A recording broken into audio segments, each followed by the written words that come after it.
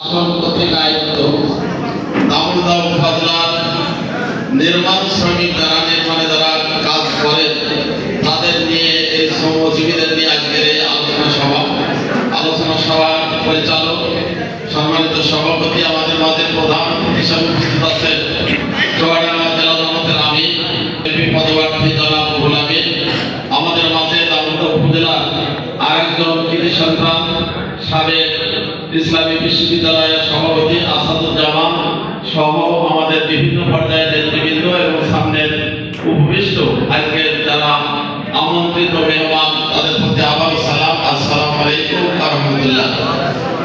আমরা বাংলাদেশ জামাত ইসলামের একটি বৈশিষ্ট্য, একটি স্লোগান, আল্লাহর আইন চাই, সত্যকে শাসন চাই। আল্লাহ বলছেন সৃষ্টি যা, আইন চলবে তা।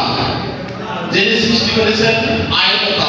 প্রত্যেকটা ক্ষেত্রে দেখেন, যদি আমরা বলি একটা মোবাইল, এই মোবাইলটা যিনি তৈরি করেছেন মোবাইলটা কিভাবে চালাতে হবে তার পদ্ধতি দিয়ে দিয়েছে। এখন আমরা যদি বলি যে মোবাইল কিনলাম আমি আমার টাকা দিয়ে 15-20 হাজার টাকা দিয়ে, ওই নির্মাণকারী ওই যিনি মোবাইল তৈরি করেছে তার কথা শুনতে যাবো কেন? আমি আমার কথা দিয়ে চালাবো, আমি চার্জ দেবো না, আমি এমনি ভরবো না, আমি দেখা যাচ্ছে আমি নেট ভরবো না, বা আমার মোবাইল যে আমার সিম আছে সিমে আমি টাকা ভরবো না, তাহলে ও মোবাইল কোনো কাজ হবে? কোনো কাজই হবে না, সব কাজই অকেন্দ্র হয়ে আপনার কোনো সার্ভিস দেবে না। তিনি যেভাবে বলছেন সৃষ্টি করেছে আমি, অতএব এই মানুষ কিভাবে চলবে তার আইন দিয়েছে আমি। এই মানুষ পিতা মাতার সাথে কিভাবে ব্যবহার করবে, এই মানুষ তার পাড়া প্রতিবেশীর সাথে কিভাবে ব্যবহার করবে, এই মানুষ তার বড়জনদের সাথে কিভাবে ব্যবহার করবে, এই মানুষ তার ছোটজনদের সাথে কিভাবে ব্যবহার করবে, একজন মালিক তার শ্রমিকের সাথে কি ব্যবহার করবে, শ্রমিক তার মালিকের সাথে কি ব্যবহার করবে, সব কথাগুলো আল্লাহ রাব্বুল আলামিন তার কোরআনের ভিতরে বলেছেন। আবার সাথে সাথে তার ব্যাখ্যা স্বরূপ রাসূলুল্লাহ সাল্লাল্লাহু আলাইহি ওয়াসাল্লাম তার জীবদ্দশায় তার হাদিসের ভিতরে কাজে এবং কথায় সেগুলো সব বলে দিয়েছেন।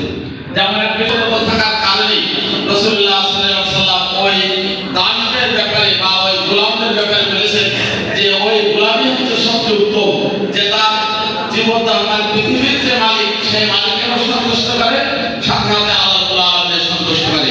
রাসূল ওর কথা তোমার মনিবের কথা শোনা লাগবে না, তুমি শুধু আল্লাহর কথা শুনবা, তোমার এই মনিব যারা আছে তাদের কথা শোনা লাগবে না, এই কথা কিন্তু রাসূলুল্লাহ বলেননি। অর্থাৎ রাসূল যদি বলতেন যে মনিবের কথা শোনা লাগবে না, তাহলে সমাজ একটা বিশৃঙ্খলা, একটা হাহাকার, গোলাম যারা কৃতদাস তাদেরকে বলে দিয়েছে যে তোমরা তোমাদের মনিবের যে সমস্ত কাজগুলো বলবে তার পারিশ্রমিক দিয়ে, তার শারীরিক কাজ দিয়ে সেই কাজগুলো করবা, সাথে সাথে আসল যে মনিব সেই মনিবের একটু সেই তার আরাধনা, নামাজ, সালাওয়াত, রোজা, অন্যান্য যে ইবাদতগুলো সেই ইবাদতগুলো করবে। ঠিক তেমনি ভাবে আজকে আমরা আমাদের এই সমাজে বাস করি, আমরা আমাদের জীবিকা অর্জনের পেশায় আমরা নিয়োজিত আছি, কিন্তু কোন পেশা নিজের শরীর দিয়ে কোনো কাজ করার যে পেশা, এই পেশা একটাও হচ্ছে অবমানিত নাই, একটা পেশাও কোনো লোক কোয়ালিটি নাই। প্রত্যেকটা হচ্ছে পেশায় প্রত্যেকটি কাজই হচ্ছে উন্নত মানের, এবং ওই শ্রমিক উন্নত মানের তখনই হবে যখন সেটা যে গেরস্তর বা যে মালিকের কাজ করবে সেই কাজের ভিতরে তার কোনো জটিলতা থাকবে না, তার কোনো অলসতা থাকবে না, তার ভিতরে কোনো দ্রুততা চালাকি থাকবে না। সাথে সাথে সে ঠিক ওই আসল মনিব যখন তার আহ্বান করবে, ডাক দেবে, আল্লাহু আকবার বলে ডাক দেবে, তখন ঠিক সে ডাকে দেবে, তার সেই আদায় করা, নামাজ আদায় করা, সেই মনিবের ডাকে সাড়া দেওয়া, তাহলে ওই শ্রমিক হচ্ছে সবচেয়ে উত্তম। তাই দুনিয়ায় সম্মান পেল, সাথে সাথে আখিরাতে তারা সম্মান পাবে। তাহলে থাকার একটা পরিবেশ পায়। এজন্য বাংলাদেশ জামাত ইসলামী আপনাদেরকে আহ্বান করেছে, বাংলাদেশ জামাত ইসলামী আপনাদেরকে ওই পথ দেখিয়ে দেয় যে আসলে এই দুনিয়ার শেষ নাই। আর নির্বাচন, সেই জাতীয় নির্বাচন বিশেষ করে 15-16টি বছর একটি পরিবেশ ছিল, তাহলে সেই পরিবেশে ছিল না কোনো দেখা যাচ্ছে রাজনীতি চায়, তাহলে সেই জায়গা থেকে যদি আপনাদের পরিত্রাণ পেতে চায়, পার পেতে হয়, তাহলে একটি মাত্র আমাদের উপায় আমরা মনে করি বাংলাদেশ জামাত ইসলামী আপনাদেরকে সেই দেওয়া সেই ব্যবস্থা দিদিভাই ব্যবস্থা করবে ইনশাআল্লাহ।